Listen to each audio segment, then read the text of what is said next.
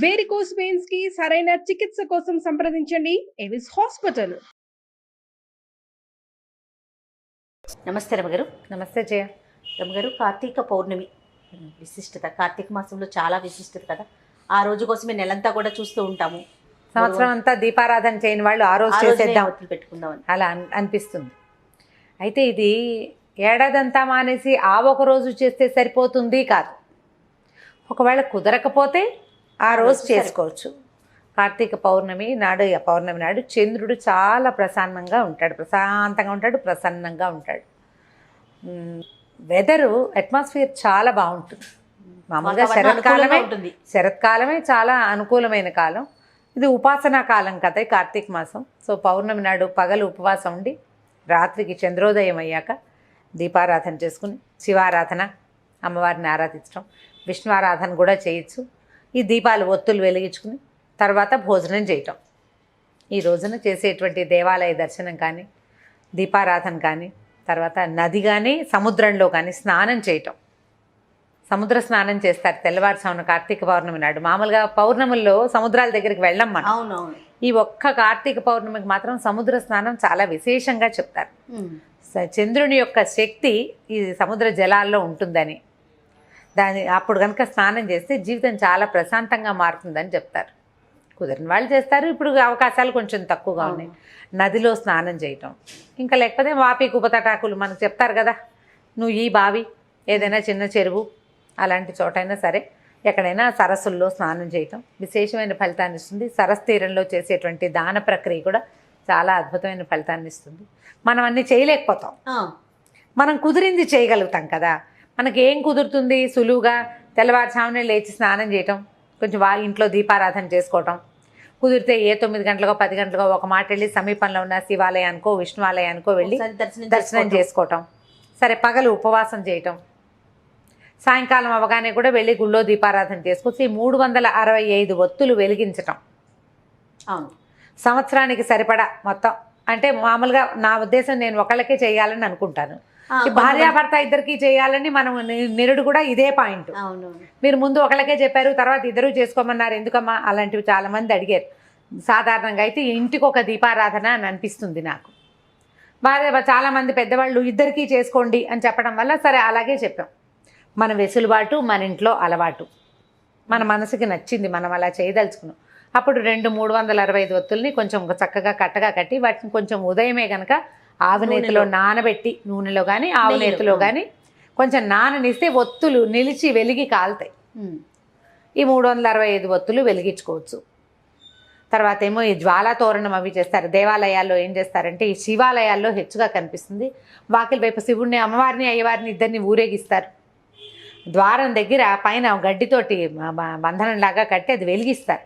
ఆ వెలుగుతున్న జ్వాలల కింద నుంచి స్వామివారితో పాటు మనం కూడా నడవటం అనమాట. రథోత్సవం కానీ పల్లకి ఉత్సవం కానీ చేసి స్వామివారు అయ్యవారితో పాటు, అమ్మవారు అయ్యవారితో పాటుగా మనం కూడా ఆ జ్వాలల కింద నుంచి నడిచి లోపలికి వెళ్తే దేవాలయ దర్శనం చేస్తే అమోఘమైన ఫలితం ఉంటుందని, ఏడాది నుంచి ఉన్నటువంటి చీడపీడలు నశిస్తాయని, గ్రహదోషాలు తొలుగుతాయని స్వామితో కలిసి మనం దాంట్లో నుంచి వెళ్తాం అనమాట. జ్వాలా తోరణంలో నుంచి చేయొచ్చు మనకు అవకాశం ఉంటే, లేదా మనకి ఎంత అవకాశం ఉంటే అంతగా చేయటం. ఇందులో చంటి పిల్లలు, తల్లులు, గర్భవతులు, బాలింతలు, వృద్ధులు, అనారోగ్యంతో ఉన్నవాళ్ళు వీళ్ళందరూ ఉపవాసం చేయాలనే విధానం పెట్టుకోబోకండి. నాకు ప్రెగ్నెన్సీ, నేను ఉపవాసం చేశాను, నా ప్రెగ్నెన్సీ నేను దీపం పెట్టచ్చా, అలాంటి ఆలోచనలు చేయొద్దు. శరీరం పర్మిట్ చేస్తే ఏదైనా చేయండి. శారీరకంగా అంత శక్తి లేనప్పుడు ఇది చేయకపోతే ఏదో అయిపోతుంది అనుకోకూడదు. ప్రధానమైంది అనుమానాలు. ఇప్పుడు ఒకవేళ ఉపవాసం చేయలేము, దీపారాధన చేసుకోవాలని ఉందనుకో, పొద్దున్న దేవుడికి దండం పెట్టుకుని దీపం పెట్టుకుంటామా, అప్పుడు నైవేద్యం పెట్టిన ఏ పదార్థాన్నైనా మనం తినచ్చు. అది కూడా ఉపవాసం కిందకే వస్తుంది. అదొక పద్ధతి. వేరే ఏమి తినద్దు, ఇంకా నైవేద్యం మాత్రమే. నైవేద్యంగా పెట్టిన పదార్థాన్ని తీసుకొని పొద్దున ఏదో నైవేద్యం పెడతారు, మధ్యాహ్నం ఇంకోసారి తినాల్సి వస్తే నైవేద్యం పెట్టిందే తిన, డబ్బాల నుంచి వేరేవి తీసుకు తినద్దు. పళ్ళు ఇంట్లో ఉన్నవి దేవుడికి నైవేద్యంగా సమర్పించండి, అవి తీసుకోండి. పెందరాళ్ళే దీపం పెట్టుకోండి. చంద్రోదయం ఏముంది, 5:30కే అయిపోతుంది. అవును, చీకటి పడగానే సూర్యాస్తమయం అయ్యాక మన లెక్క. సూర్యాస్తమయం అవ్వగానే ఈ ఒత్తులు వెలిగించుకుని దండం పెట్టుకోవచ్చు. దేవాలయ దర్శనం 7 నెలలు దాటిన గర్భవతులు సాధారణంగా దేవాలయాలకి వెళ్ళొద్దని చెప్తాం. ఆ తొక్కిసలాట, నడక, మెట్లు ఎక్కటము, హడావుడి ఉంటుంది కదా అమ్మగారు. ఎగ్జైట్ అయిపోయి ఏదైనా ఇబ్బంది పడతారు. కాబట్టి 7వ నెల వస్తే పురిటితో సమానం కాబట్టి ఎప్పుడైనా పురుడు రావచ్చు కాబట్టి వెళ్ళొద్దంటారు. 7th మంత్ వచ్చిన వాళ్ళు ఈ ప్రయత్నాలు పెట్టుకోకండి. సింపుల్గా దీపం ఇప్పుడు 365 ఒత్తులు వెలిగించక్కర్లేదు. మామూలుగా దీపారాధన చేసుకున్నా అదే ఫలితం లభిస్తుంది. అంత పెద్ద ఇబ్బంది ఏం లేదు. ఇది కూడా చేయొచ్చు. ఇది ఒక అమోఘమైన క్రియ. చేయగలిగితే చేస్తాం, లేకపోతే దీపం పెట్టుకోండి. దీపం పెట్టిన ఫలితమైనా మనకు లభిస్తుంది కదా, అదైనా లభిస్తుంది. తర్వాత చలిమిడి, వడపప్పు, పానకము అలాంటివి పరమేశ్వరుడికి నివేదన చేసుకోవచ్చు. ఈ రోజునంటే కార్తీకంలో చేసేటువంటి ప్రతి పూజ కూడా కార్తీక దామోదర ప్రీత్యర్థంగా చేసి పరమేశ్వరుడికి అర్పిస్తాం.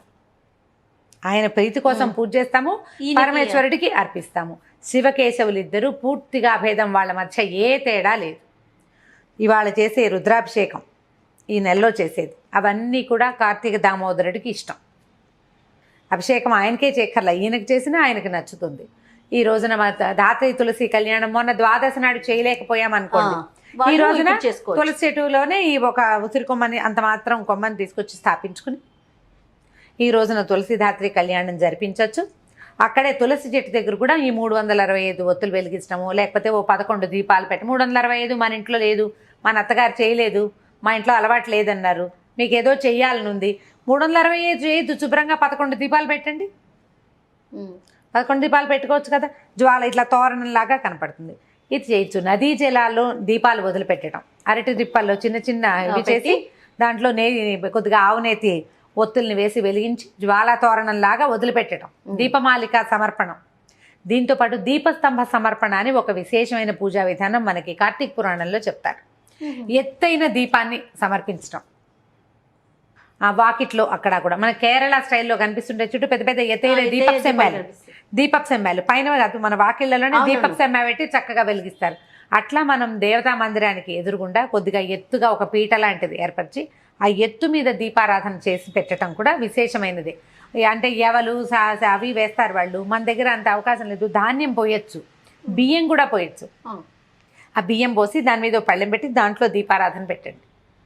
అది కూడా ఒక మంచి సేవ, అలా కూడా చేయొచ్చు. పగలేలాగా ఉపవాసం ఉంటో సాయంకాలం పెందరాళ్ళే వంట చేసుకుని స్వామికి సమర్పించుకుని చక్కగా భోజనం చేసేసేయండి. ఇప్పుడు ఈసారి సరిగానే వచ్చేది, శుక్రవారం వచ్చింది కదా, శుక్రవారం వచ్చింది పౌర్ణమి. పగలేలాగా నక్తాలు ఉండే అలవాటు ఉన్న వాళ్ళు ఉంటారు. కార్తీక నక్తాలు అంటే పగలు ఉపవాసం ఉండి రాత్రి భోజనం చేసేవాళ్ళు, వాళ్ళు ఈ సాయంకాలం భోజనం చేయొచ్చు. అలా కాకుండా ఒక పొద్దు ఉండే ప్రాక్టీస్ ఉన్నవాళ్ళు, ఒక పొద్దున్న తిని రాత్రి మానేసే పద్ధతి ఉన్న వాళ్ళు, అంటే పగలు భోజనం చేస్తారు కార్తీకంలో, సాయంకాలం పలహారం చేసేవాళ్ళు, దాన్ని ఈరోజు ముందుకు మార్చుకోండి, ఇటు మార్చండి. పగలల్లా అభోజనం ఉండి ఉపవాసం ఉండి సాయంకాలం భోజనం చేయటం. ఈ రోజున చేసే లలితా సహస్రనామార్చన కూడా చాలా ఫలితాన్ని ఇస్తుంది. చంద్రబింబంలో లలితాదేవిని భావించి దీపారాధన దీపం చూపించడము, అమ్మవారికి వెండి పళ్ళెంలో పాయసం పోసి నైవేద్యం చేయటము కూడా అద్భుతమైన ఫలితాన్ని ఇస్తుంది. ఏ పూజ చేసినా కూడా మనస్ఫూర్తిగా మీరు చేయగలిగినంత శక్తి అనుసారం, గొడవలు పడకుండా, వాదనలు హడావిడులు లేకుండా తాపీగా చేసుకోగలిగే చిన్న పూజ నుంచి పెద్ద పూజ వరకు ఏదైనా భక్తి శ్రద్ధలతో హైరాన్ లేకుండా మీ ఇంట్లో ఉన్న అలవాట్లను బట్టి మీరు సమీపంలో ఉన్న పెద్దవారు ఎవరి మాట అయినా వినదలుచుకుంటే వాళ్ళ మాట ప్రకారం చేసుకోండి.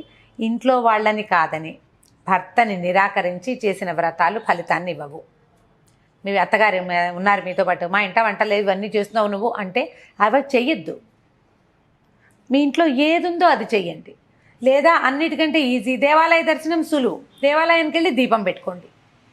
ఓ దీపారాధన కుందు పట్టుకెళ్తాం, ఓ డబ్బాలో కాస్త నూనె తీసుకెళ్తాం, లేదా నెయ్యి తీసుకెళ్తాం, ఒత్తులు తడిపి పెట్టుకోండి, చిన్న ప్రమిదలు పట్టుకెళ్ళండి, తీసుకెళ్ళండి, చక్కగా వెలిగించండి. పిల్లల్ని, ఆడపిల్లలు ఉంటే మగ పిల్లలున్నా వెంబడి పెట్టుకు తీసుకెళ్ళి వాళ్ళతో కూడా ఒక దీపం పెట్టించండి. ఎవరైనా పెట్టిన దీపాలు ఉంటే వాటిని కొద్దిగా ఒత్తి ఎగసం దోసి మరో చుక్క మన సీసాలో నూనె ఉంటే తలగా నూనె వేయండి. అవన్నీ కూడా విశేషమైన ఫలితాలు ఇస్తాయి. ఏదైనా ఒక సత్క్రియ చేయటమే అంతే. దాంట్లో వాద ప్రతివాదాలు వాటికి తావి ఇవ్వబోకండి. ప్రశాంతంగా చేసుకోండి. ఏం పూజ చేసినా కూడా చక్కగా వాకిట్లో ముగ్గేసుకోవటం, ఇల్లు వాకిలు తుడుచుకోవటం, సాయంకాలం పెందరాళి వాకిట్లో కాస్త నీళ్ళు చల్లి ముగ్గేసుకోవటం, తులసి చెట్టు దగ్గర ముగ్గు వేయటం, ఈ దీపారాధన చేసుకోవటం, ఇవి చేసేసి తర్వాత ఒక చెంబు నీళ్ళు పోసుకోవడం, స్నానం చేసేసి చక్కమని దీపాలు అది పెట్టేసుకుంటే మీరు వంట చేసుకోవచ్చు. పెద్దవాళ్ళకి ఇబ్బంది లేకుండా పిల్లలు ఆకళ్ళకి ఆగలేకపోతారు. ఏర్పాటుగా చూసి మాత్రం చేసుకోండి. మనం ఏ పూజ చేసినా కూడా మన ఇంట్లో వాళ్ళు ఇబ్బంది పడి పెద్దవాళ్ళు బాధపడే పరిస్థితి అయితే మనకి పెద్దగా ఫలితం లభించదు.